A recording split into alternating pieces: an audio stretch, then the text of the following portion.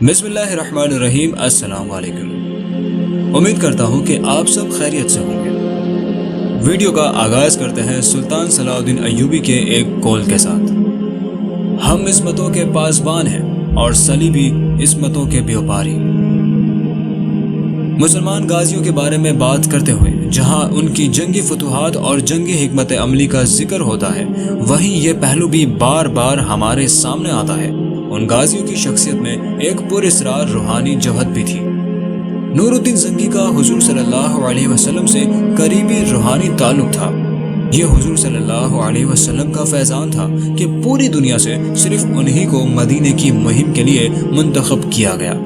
یہ ایک ایسا غیر معمولی روحانی پہلو ہے کہ جس کو کسی طور نظر انداز نہیں کیا جا سکتا۔ وہ تمام مسلمان جرنیل، غازی اور حکمران کہ جنہوں نے تاریخ میں نئے باب رقم کیے، ان سب میں یہ پراسرار روحانی پہلو ضرور نظر آتا ہے۔ اللہ اور اس کے رسول صلی اللہ علیہ وسلم سے ان کا روحانی تعلق کبھی ظاہر ہو جاتا ہے اور کبھی پوشیدہ ہی رہتا ہے، لیکن یہ پہلو ان سب میں موجود ضرور ہوتا ہے۔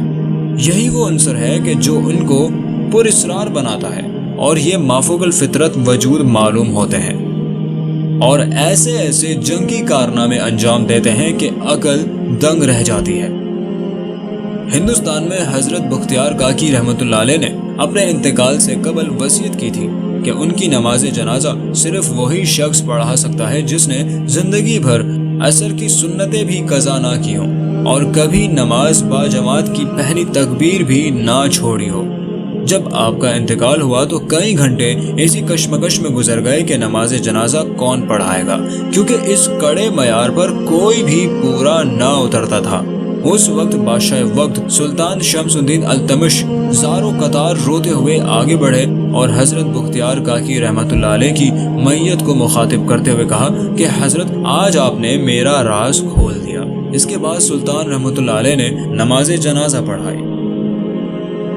یہ روحانی پہلو ہمیں ہر غازی کے وجود میں نظر آتا ہے، چاہے وہ خالد بن ولید رضی اللہ تعالی عنہ ہو، حضرت سعد بن ابی وقاص یا پھر طارق بن زیاد۔ نور الدین زنگی بھی ایسے ہی پراسرار مجاہد تھے کہ جن کی تلوار سے اللہ تعالیٰ نے امت مسلمہ کے دفاع کا کام لیا اور ان کو یہ توفیق بھی بخشی کہ وہ حضور صلی اللہ علیہ وسلم کی خاص الخاص خدمت کر سکے۔ اس کے بعد اس شخص کی خوش نصیبی میں کسی شک و شبہ کی گنجائش نہیں رہتی۔ مدینے کی مہم کے بعد بہت عرصہ نور الدین زنگی پر ایک خاص سرمستی کا عالم طاری رہا۔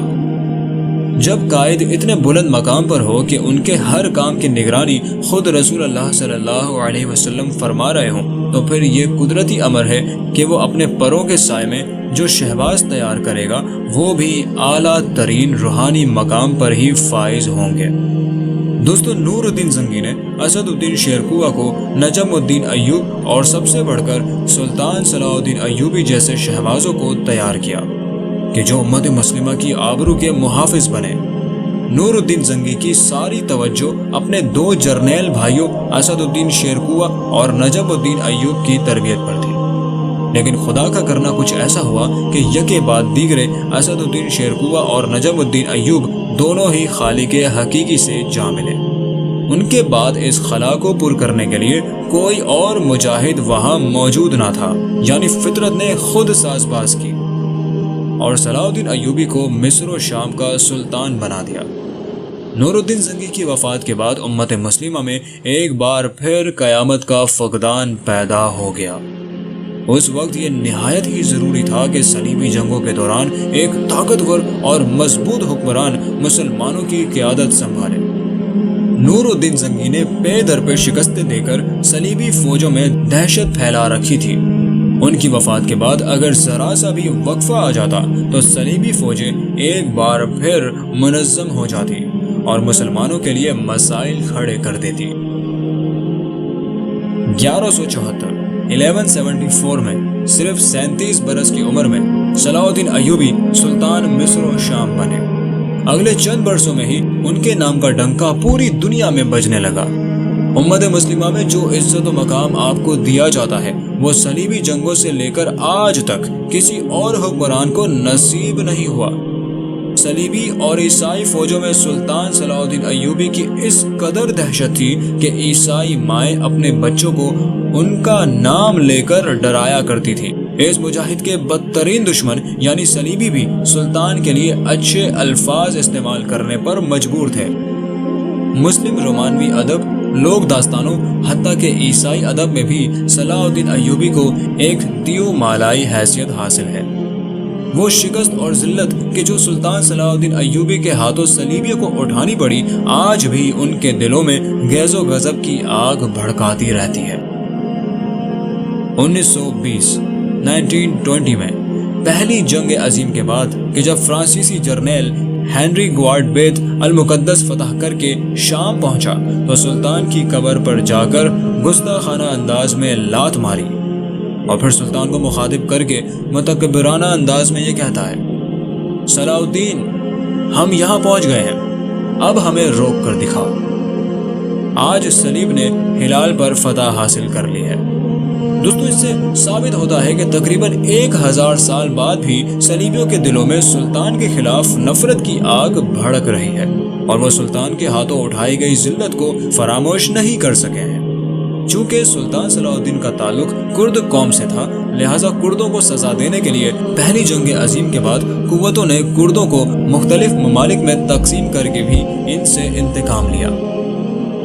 سلطان صلاح الدین ایوبی کے مقام اور ان کی درویشی کا اندازہ اس بات سے لگائیں کہ جب سلطان کا انتقال ہوا، ان کا جھنڈا اور گھوڑا جو ان کے ترکے میں نکلے خلافت بغداد کو تبرکن روانہ کیے گئے۔ اس وقت پوری امت مسلمہ میں صف ماتم پچ گئی۔ ایک مورخ نے تو یہاں تک لکھ دیا کہ چاروں خلفائے راشدین کے انتقال کے بعد امت مسلمہ پر پڑنے والی سب سے بڑی مصیبت سلطان صلاح الدین ایوبی کا انتقال تھا۔ جس زمانے میں سلطان صلاح الدین ایوبی شام میں فتوحات حاصل کر رہے تھے، اس وقت مسلم دنیا میں کوئی بھی ان کے پائے کا حکمران نہیں تھا۔ گو کہ شہاب الدین غوری سلطان صلاح الدین ایوبی کے ہم اثر ہیں۔ اس دور میں شہاب الدین غوری ہند میں فتوحات حاصل کر رہے تھے۔ شہاب الدین غوری وہ پہلے افغان مسلمان سپہ سالار ہیں کہ جنہوں نے پرتھوی راج چوہان کو شکست دے کر دہلی پر پہلی اسلامی حکومت قائم کی۔ آپ کا یہ دور حضرت معین الدین چشتی کا دور ہے اور خود سلطان غوری بھی حضرت معین الدین چشتی سے فیض لیا کرتے تھے۔ وہ کہ شہاب الدین غوری کے کارنامے بھی شاندار ہیں، مگر صلاح الدین ایوبی کو ان سے کہیں زیادہ بڑے اور طاقتور دشمن کا سامنا تھا۔ اس دور میں کہ جب ایک افغان مسلمان سپہ سالار ہندوستان فتح کر رہا تھا تو دوسری جانب ایک کرد مسلمان سپہ سالار صلیبیوں کے خلاف امت مسلمہ کے دفاع اور بیت المقدس کی آزادی کے لیے برسرے پیکار تھا۔ ان دونوں سلطانوں کا آپس میں بظاہر تو کوئی ظاہری رابطہ نہیں تھا، مگر فطرت ان دونوں مجاہدین سے اپنے مقاصد کی تکمیل کے لیے حیرت انگیز کام لے رہی تھی۔ سلطان غوری کی اس مہم سے آئندہ آنے والے 800 سال تک ہندوستان میں اسلامی ریاست قائم ہوئی، اور آج جتنے بھی مسلمان بر صغیر پاک و ہند میں بستے ہیں ان پر سلطان غوری کا یہ احسان ہے۔ دوسری جانب سلطان صلاح الدین ایوبی کی جنگی مہم سے اگلے 900 سال تک بیت المقدس شریف ایک مرتبہ پھر مسلمانوں کے قبضے میں آ گیا اور امت مسلمہ کا ایسا دفاع کیا گیا کہ مصر و شام اور عراق آج تک مسلمان خطے اور امت مسلمہ کے وجود کا حصہ ہیں۔ گو کہ آج 21ویں صدی کے آغاز میں ایک مرتبہ پھر یہ تمام علاقے ایک اور صلیبی یلغار کی زد میں ہیں اور آج امت مسلمہ ایک اور صلاح الدین ایوبی کی منتظر ہے۔ 1927 کی عرب اسرائیل جنگ میں 900 سال کے بعد یہودی اس قابل ہوئے کہ بیت المقدس شریف پر قبضہ کر سکیں۔ آج بیت المقدس پھر کسی صلاح الدین ایوبی کا منتظر ہے۔ فلسطینی بچے اسرائیلیوں کی آنکھوں میں آنکھیں ڈال کر آج بھی یہ ترانہ پڑھتے ہیں، ہم مسلمانوں کے بیٹے ہیں، ہم میں سے ہر ایک صلاح الدین ایوبی ہے۔ ایسے دور میں کہ جب مسلمان دنیا مسلسل صلیبی یلغار کی زد میں تھی اور مسلمانوں کا سیاسی اقتدار بکھرتا چلا جا رہا تھا، اس وقت مسلمانوں کی عزت و آبرو کی حفاظت کرنے والا نہ صرف مسلمان بلکہ دشمن کی بیٹیوں کے سروں پر بھی چادر رکھنے والا سلطان صلاح الدین ایوبی تھا۔ تاریخ نے اس سے پہلے کبھی ایسا سلطان نہ دیکھا تھا۔ ایک طرف ایسا فقیر اور درویش کہ جب انتقال ہوا تو ترکے میں صرف گھوڑا اور جھنڈا ہی پایا گیا، اور دوسری جانب ایسا شاندار سلطان کہ پوری دنیا میں اس کے نام کا رعب اور دبدبا تھا۔ مسلمانوں کی حفاظت کرنے، ان کا خیال رکھنے اور ان کے لیے اپنی جان تک کی پرواہ نہ کرنے میں سلطان صلاح الدین ایوبی کا کوئی ثانی نہ تھا۔ اس جانباز مجاہد کا قول ہے، مجھے نہیں معلوم کہ اسلام تلوار سے پھیلا ہے یا اخلاق سے، لیکن میں یہ جانتا ہوں کہ اسلام کی حفاظت کے لیے تلوار کی ضرورت پڑتی ہے۔ بلا شبہ اس مجاہد نے اپنی تلوار کا حق ادا کر دیا۔ سلطان صلاح الدین ایوبی کے جنگی کارنامے اس قدر حیرت انگیز ہیں کہ اس کا اندازہ اس بات سے کیجیے کہ اس وقت یورپ، انگلستان، فرانس اور جرمنی کے بادشاہ اپنی تمام تر فوجوں کے ساتھ 20 سال تک فلسطین پر حملہ آور ہوتے رہے، اور سلطان صلاح الدین ایوبی تنے تنہا ان کے مقابلے پر چٹان بن کر کھڑے رہے۔ یہ غیر معمولی عسکری ذہانت، جرت و بہادری اور دلیری کا ایک ایسا نمونہ ہے کہ جس کی مثال مشرق و مغرب میں نہیں ملتی۔ یہاں ہم اس مبارک وجود کے حوالے سے صرف 2 مثالیں دینا چاہیں گے۔ ایک دفعہ جنگ کے دوران ایک عیسائی عورت اپنے لشکر سے نکل کر روتی پیٹتی مسلمانوں کے لشکر کی طرف آ گئی۔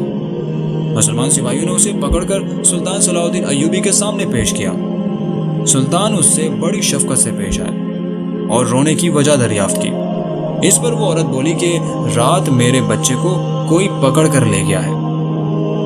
جب میں اپنے بادشاہ کے پاس گئی تو اس نے مجھے مشورہ دیا کہ تم مسلمانوں کے بادشاہ کے پاس جاؤ، وہ بہت رحم دل اور خدا ترس انسان ہے، وہ ضرور تمہاری مدد کرے گا۔